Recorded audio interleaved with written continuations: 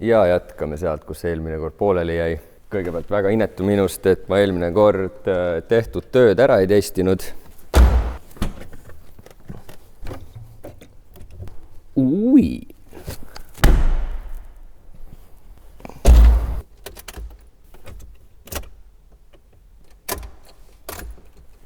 Seal karbis tundub, et releed tõmbavad, mis on hea uudis, sest ma ei ole seal mitte midagi teinud.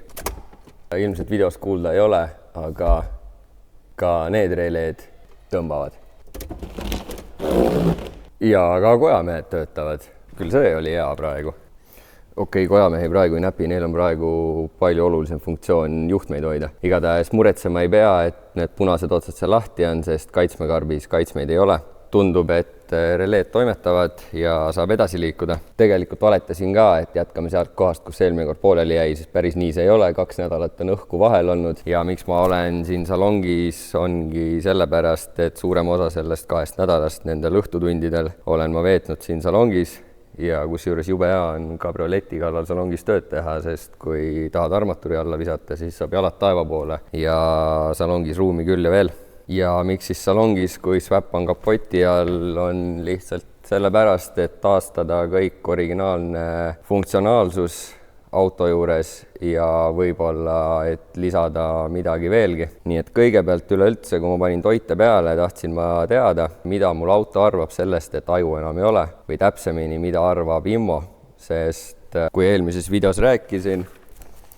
X20-st PIN 7 peenike roheline on EVS, olen märkinud Delete, sest algselt ei teadnud, mis ma temaga peale hakkan, igatahes uue ajuga ta suhtlema ei hakka, kirjutasin talle Delete, aga nüüd, kuna seda ühendust ei olnud, siis ma tahtsin teada, mida auto arvab sellest, kui ma keeran võtit, nii et panin starteri otsale multimeetri külge, keerasin starterit ja tundub, et IMMO töötab, ehk siis IMMOst jookseb pool läbi, kui starterit keeran, mis on hea uudis, sest ma ei pea EVS Delete'i kui sellist tegema ja säilib mingisugune turvalisus sellel autol, miks ka mitte. Nii et keerasin armaturilt mõlemalt poolt alt kickpanelid lahti ja vaatasin üldse, mis siin armaturi all toimub, ega siin väga palju komponente ei ole, kuna lisavarustust eriti ei olnud. Siin pool all on ainult küttepumba relee ja crash sensori relee ja teisel pool on ZKE ehk keremoodul, et näiteks kui vajutad aknatõstukit, siis klaas sõidab üles alla ja see ei ole nüüd sellepärast, et nupust jookseb otse vool sinna, vaid käib läbi keremooduli ja keremoodul juhib akent. Ja siis on veel seal ABS, ASC ehk veokontroll ja ABS moodul ja siis seesama EVS, millest ma just rääkisin.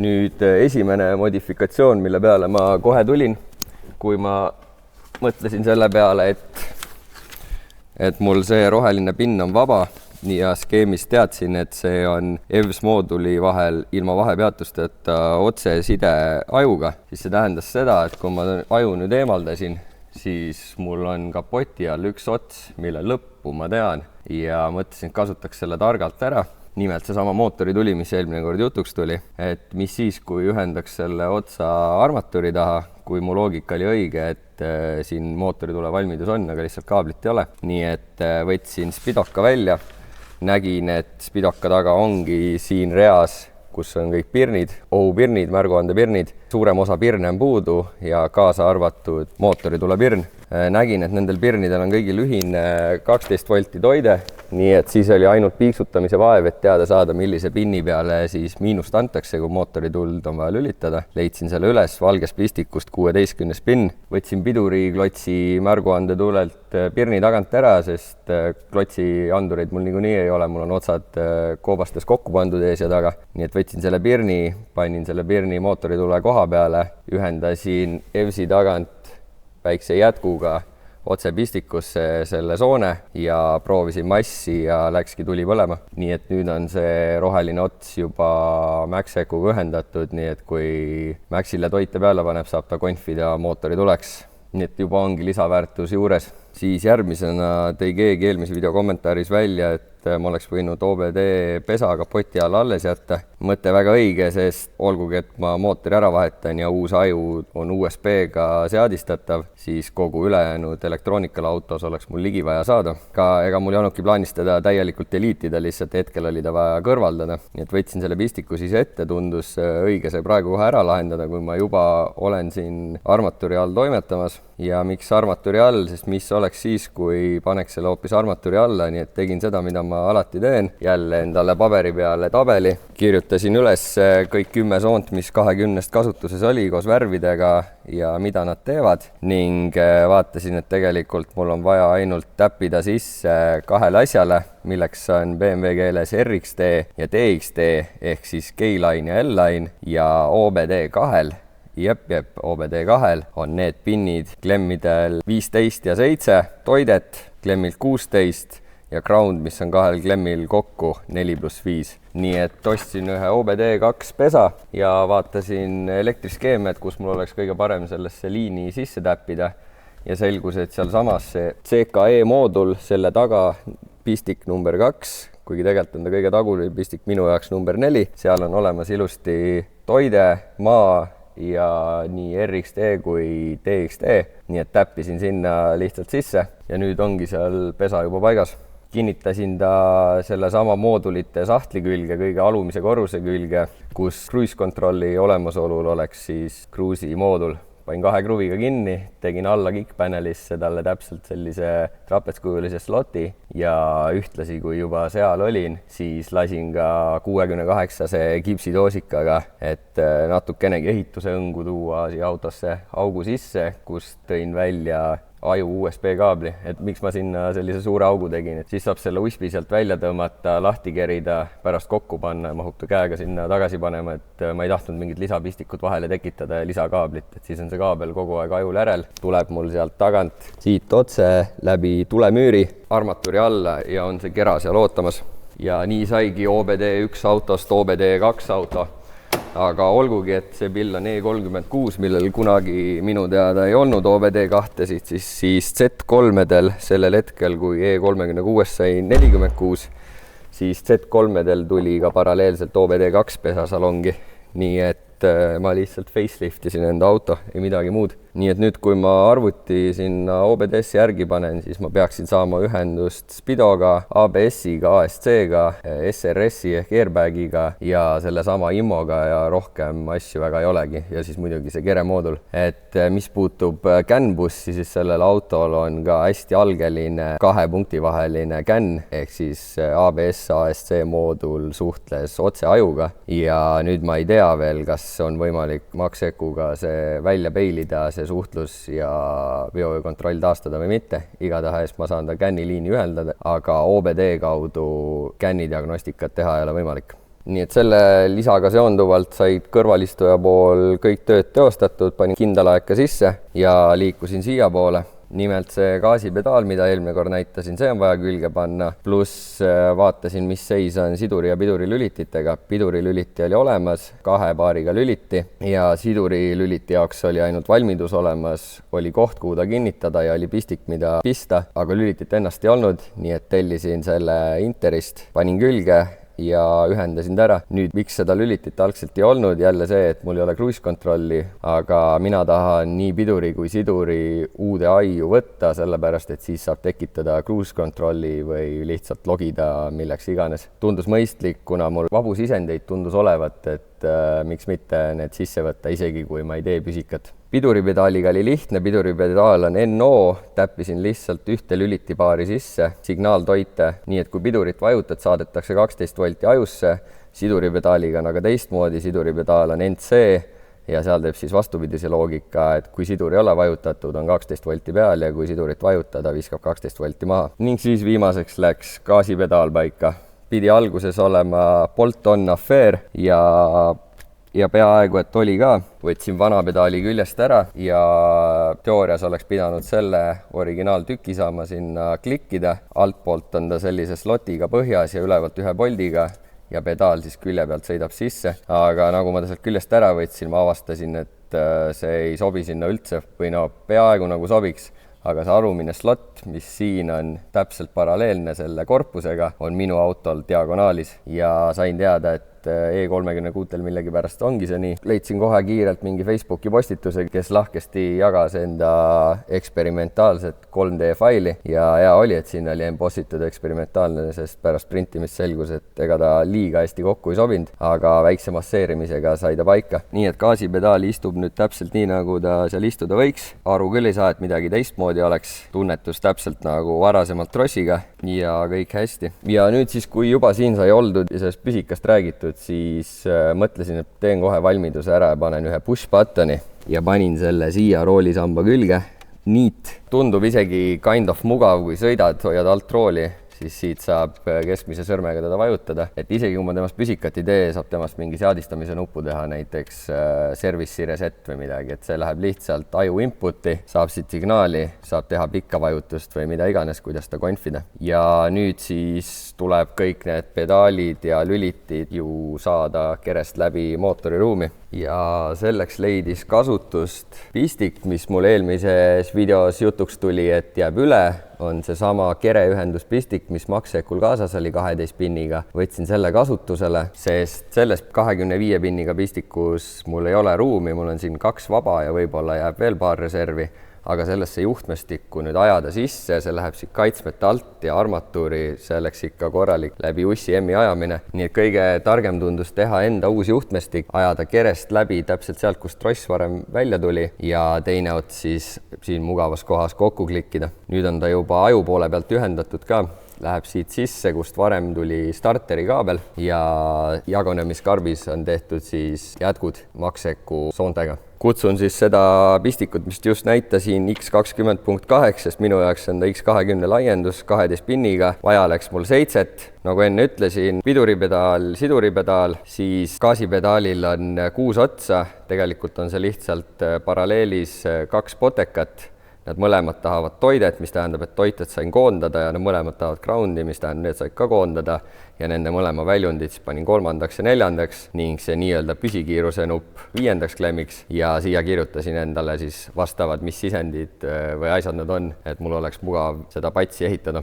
Kui ma juba siinpool autot olin, siis üks asi viis teiseni, nüüd on juba ka kütuserõhuandur ühendatud ja samast august tuleb ka välja juhipoolne lambda. See on nüüd CAN-bussi lambda, siit on ta täiesti tavaline lambda pistiku otsik, aga siit, kus ta nüüd läheb mul karpi sisse, siin vahel on CAN-bussi moodul ja nüüd on ta juba selle kollase mustaga, mis on siis ASC-st tulev CAN ja teise roosa halliga ühendatud, nii et on tehtud mul siia kolmik. Ärge hetkel suhkrute pärast pahandage, hiljem kui kõik töötab, vahetan need plommide vastu, nii et on ajuga ühendatud. Ja nii hakkasingi järjest otsi kokku ajama aju asjadega, et mootori asjad on mul veel klaasi peal laiali, aga kõik, mis siit pistikust tulevad ja otse ajuga lähevad, siin on mul jätkud tehtud ja kokku pandud. Mis on veel siit jäänud, on kenekas, starter ja tagurpidi käigu lüliti ning siis kõik need otsad, mis on veel lühemaks tegemata, on siis konditsioneeri valmidus, millest mõned lähevad kasutusse ja mõned jäävad reservi. Ütleks, et soonte hulk on juba poole võrra vähenenud, tõmbasin on nüüd enam-vähem värvide kaupa laiali ka, on teil ka lihtsam aru saada ja minul lihtsam aru saada. Need sinised ja hallid, 16 tükki siin kokku, on pihustite ja süütepoolide signaalid. Pruunid on maad ja sensorimaad. Need mustad punased on elektrigaasisiiber juhtimine ja andurid. Need punased on toited. Need mustad on mootoriandurid. Need rohelised siin on veel outputid, mis on vabad, aga tõenäoliselt lähevad siis nendega kokku, et mul ventikas käima panna. Ja siis need jämedad on vänt, nukk ja parema poole lambda. Ja siis praktiliselt ongi kõik üsna straightforward. Aga enne, kui ma mootori juhtmestiku kallal lähen, tahan ma lahendada veel ära 2 asja, mõlemad on selle jahutusega seonduvalt. Kõigepealt temperatuuriandurid. Minul ootab siin pruun ja kollane, siia otsa läheb armatuuri temp. M62-l siin on näha tagant üks musta pistikuga temperatuuriandur paistab, teises on praegu mul auk. Võtsin küljest ära, sest see armatuuri temperatuuriandur nüüd minule ei sobi. See on mõeldud E38 peal elama ja minu arust E38 on elektrooniline temperatuurinäidik. Võib-olla ei ole ka, võib-olla Seieriga, aga suure tõenäosusega on tal teine takistikõver, ehk siis seda ma kasutada ei saa. see, mis see musta pistikuga on, see läheb mul otse aiu, aga nüüd, kui ma tahan armatuuri temperatuuri saada ilusti õigeks, et seal 95 juures või midagi oleks seier püsti, selleks pean ma kasutama Z3 originaalaandurit. See on 2 elemendi kandur ehk 4 pinniga. Z3-l oli ta lahendatudki selliselt, et üks element läks armatuuri ja teine läks aiu ja mina võtan nüüd siit kasutusse ainult ühe paari ja kui ma õigesti mäletan, siis õige paar on esimese ja teise klemmi vahel. Nii et läheb see külge, aga mitte jälle niisama lihtsalt, sest see on 2 milli väiksema keermega M12, mitte M14. Selleks on mul adapter rõngas ja kui ma ta üle puurin, nii et see element ka sinna sisse läheb, siis ma saan selle kokku panna, teha talle juhtme järgi ja on paigas. Nüüd aga temperatuuride jälgimisest veel rääkides, siis E38-l on lisaks tagumisele põhitemperatuuri andurile siin ees radikast väljuva otsa peal sinise pistikuga veel samasugune andur. Ja see loogika on nüüd see, et E38 originaalis, kui ma eelmine kord või üle-eelmine kord rääkisin termostaadist, siis see termostaat, mis siin tegelikult küljes on hoopis diisel V8 oma M67 pealt, sest see on normaalsel temperatuuril avanev, kas äkki oli 88 kraadi või midagi, aga E38 on olnud mingi advanced tehnoloogia, et sunniviisiliselt avaneb ta 105 kraadi juures, aga aju suudab siis 2 temperatuuri vahelt omavoliliselt teha mingit beat-graafikut või midagi ja avada seda termostaati elektrooniliselt. Ma ei tea, kas Maxeco oleks suutlik sellist loogikat üles ehitama, aga kuna see süsteem juba on enne mind niimoodi lihtsustatud, siis minul ta kasutusse ei lähe. Aga anduri ma ära ühendan siiski, sest selle anduri ühendamine aitab mul väga hästi hinnata, kuidas radikas jahutab ilma vendita, koos vendiga ja kas tõepoolest on siis hiljem vajadus siia 2 kiirusega vent lisada või üldse 3. vent juurde. Ja vent siis, nüüd me peame selle vendi kuidagi käima ka panema ja selleks kasutangi ära konditsioneeri vendikat, mille valmidus juhtmestikus peaks justkui olemas olema. Siin on 3 puuduvat releed, elektriskeem ütleb mulle, et kõige parempoolne on ventika kiirus 1, kõige vasakpoolne ventika kiirus 2 ja keskmine kompressori tööluba.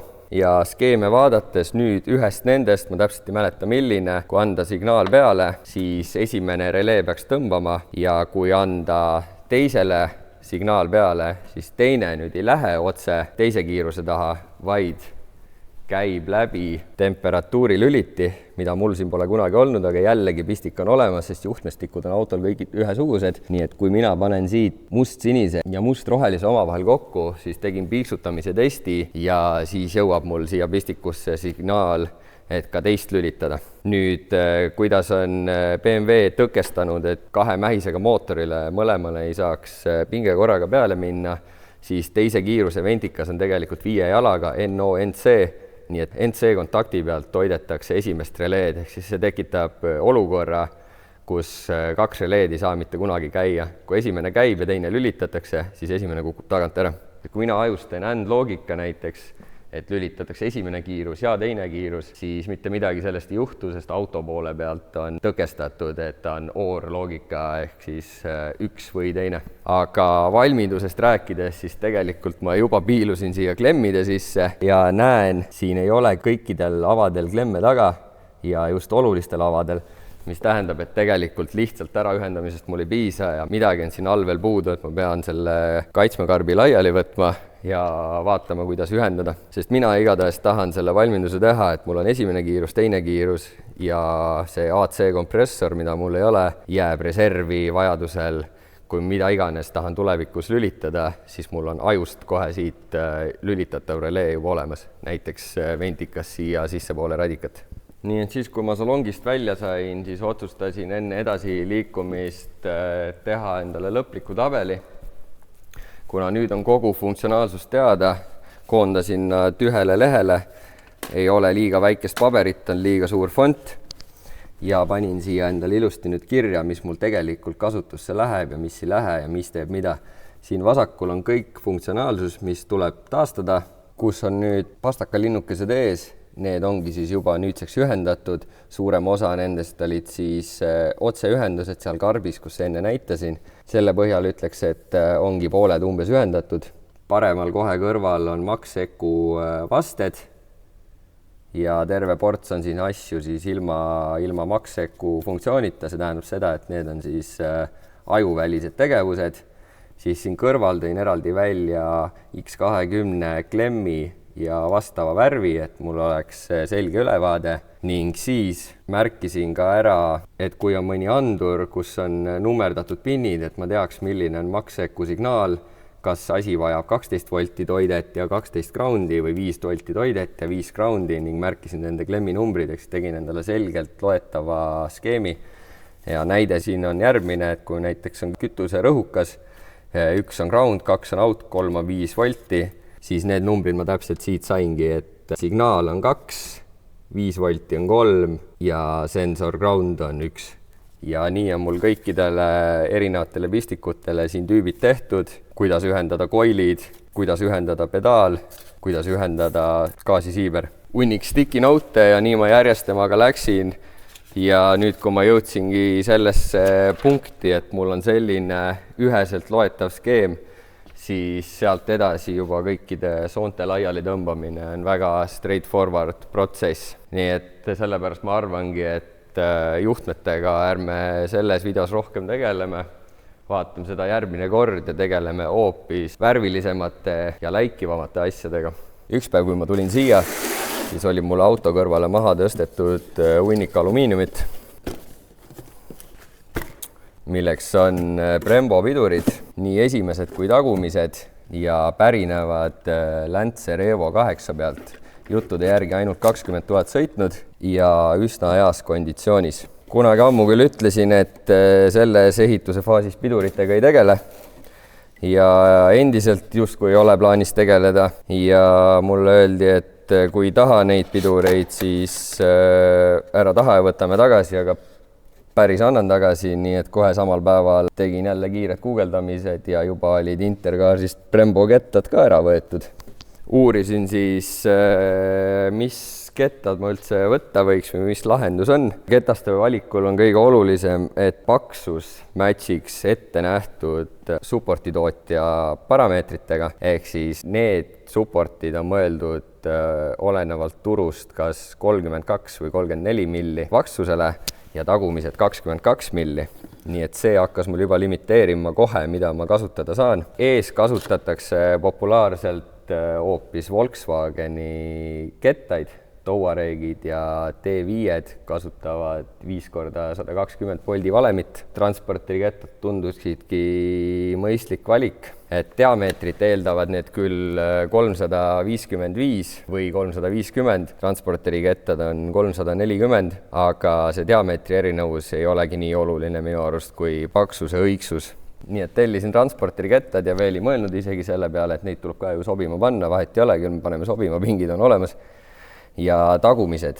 Tagumistega on nüüd selline lugu, et arvan, et olete videodes näinud ka, et Z-kettad on väga omapärased, hästi sügava hätiga, nii et ega siin aftermarketi versioon väga midagi võtta ei ole. Bolt-on oleks kas 3.0 mootorjaamad, mis on samamoodi sügavad, on 20 paksud ja diameetrilt siis veidi suuremad kui need. Eriline upgrade ta visuaalselt ei ole, kindlasti pidurdamiselt oleks ja M-i tagaosa on hoopis teistmoodi, ketas on õhem ja seda selleks, et see deep dish wheel, mis on Z3M-ile väga omapärane, et seda saaks kasutada, siis on tehtud madala laagriga, et saada kasutada väikse ET-ga velge taga. Nii et seal mul väga palju lahendusi olnud, teada oli, et tuleb customit teha ja jällegi valisin pigem paksuse järgi, mitte nii väga diameetri järgi ja loosi läks siis E46 330i pealt kettad, et mõned jupid ikkagi Bemmilt ka, mitte kõik Volkswagenilt.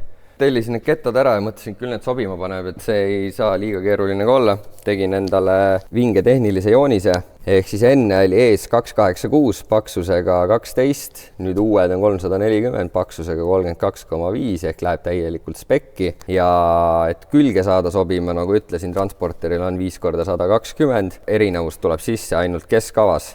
Et Bemmi keskava 7905 transporteril oli 76,25, sellega lihtne treipink käima ja paar pilli sees suuremas korras ja siis oli vaja ainult veel freesida poldi ava õigesse kohta. Nimelt see väike 6-kant kinnituspolt, mis ketast paigal hoiab, see oli vale diameetri peal pluss vale mõõdu peal, nii et läks freespinki ja sai see ära tehtud. Ja siis mul on enne siin, olen teinud mingisuguseid arvutamisi, et mul ketta, kui see on ketta ristlõige, et mul ketta tagapind nüüd uuel kettal ei ulatuks rohkem auto sissepoole, sest seal tulevad juba piduriplekid ja muud komponendid ette. Tegin omad arvutused, kui face oli enne 6,2 millipaks, mis toetab laagri peale ja uuel on 10 millipaks, siis see offseti erinevusega tasakaalustas see ennast ära, nii et ketta tagumine kaugus jäi kümnendiku pealt täpselt samasse kohta, kus vana ketas ja nii see esimene külge saigi.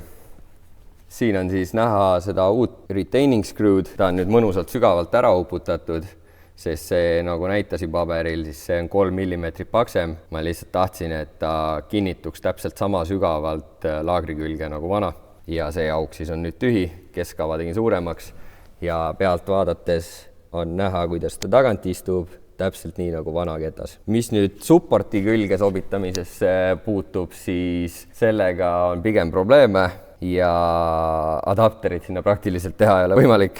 Vanad kinnitusavad on väga-väga lähestikku sellele ja kuna nad asuvad sama pleini peal, siis siia ei ole võimalik adapterit teha. Üks variant oleks support ketta suhtes liigutada üles või alla, nii nagu me tsiklitel varem teinud oleme, aga minu arust jääb väga inetu ja ikkagi ei jää seal piisavalt liha adapterile.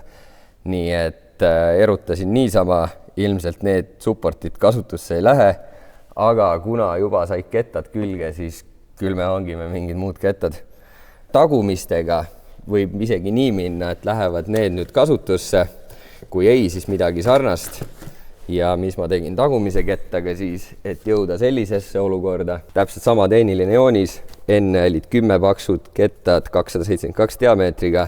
Nüüd on 22, 320 diameetriga, 330 i pealt. Tagapiduritega nüüd aga oli teine nüanss.